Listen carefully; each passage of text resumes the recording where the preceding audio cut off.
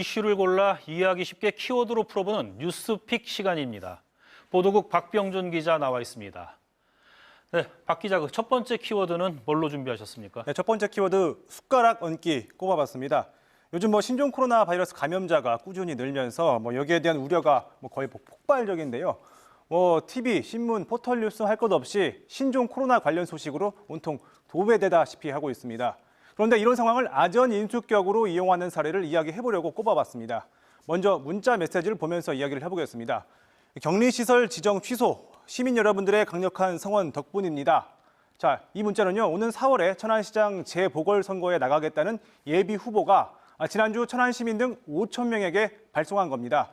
정부가 우한에 체류 중인 교민들을 보호 차원에서 입국시키면서 임시 거주시설로 천안을 처음 거론을 했고요. 이 소식이 알려지면서 천안 지역에서 곧바로 주민 반발이 일었습니다.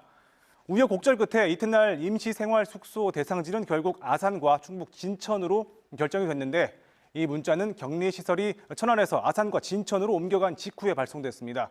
그래서 이게 좀 지나친 지역 이기주의적 발상 아니냐라는 지적이 나오는데 더욱이 이 문자에는요, 예비 후보자 본인의 기자회견 자료를 기자회견 자료에 유튜브 주소까지 첨부를 했습니다.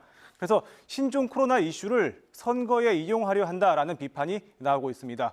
물론 여기에 대해서 해당 후보는 천안 지역의 임시생활시설이 취소된 사실을 모르는 시민들을 위해서 안내 차원에서 문자를 보냈다라고 해명을 했습니다. 네, 그런데 이런 사례가 또 있다고요? 그렇습니다. 이번엔 자치단체 얘기인데요. 금산군이 지난주 금요일에 낸 보도자료입니다. 신종 코로나 바이러스가 확산하면서 금산 인삼을 찾는 소비자들이 늘고 있다라는 내용이 골자입니다. 인삼이 마치 그 신종 코로나 바이러스 예방에 효과가 있는 것처럼 홍보를 한 건데 하지만 정작 여기에서 예를 든 연구 논문은요, 신종 코로나 바이러스가 발생하기 10년 전에 진행한 연구였습니다.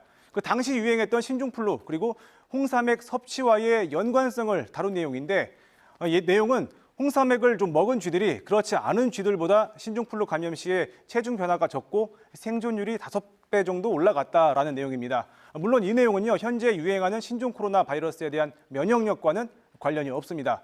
금산군 측도 인삼과 신종 코로나와의 연관성은 입증되지 않았다라고 밝혔는데 지역 특산품 홍보를 위해서 신종 코로나 사태에 숟가락을 얹은 것 아니냐라는 지적이 나오는 대목입니다. 네, 그렇군요. 네, 다음 키워드는 뭐죠? 네, 다음 키워드 사건 털기 꼽아봤습니다. 검찰 얘기인데요. 지난달 대전지검이 2주에 걸쳐서 지역 정치권 인사들과 연관된 수사 결과를 줄줄이 발표를 했습니다. 하나가 대전 지역 유력 건설사의 정치권 불법 후원 사건, 그리고 또 하나가 2018년 말에 있었던 대전 시티즌 선수 선발 과정에서 정치권이 개입한 사건, 이 두 가지입니다.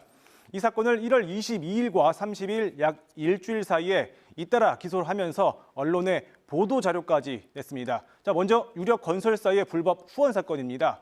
당시 허태정 대전시장 후보 후원회와 이은권 의원 후원회에 회사 비자금 수천만 원을 전달했다라는 내용이었는데 5달에 걸친 수사 끝에 건설사 임원 3명을 불구속 기소하는 선에서 마무리를 했습니다. 그리고 그 다음 주에 검찰은 김종천 대전시의회 의장을 대전시티즌에 대한 업무 방해 그리고 뇌물수수 혐의로 재판에 또 넘겼습니다.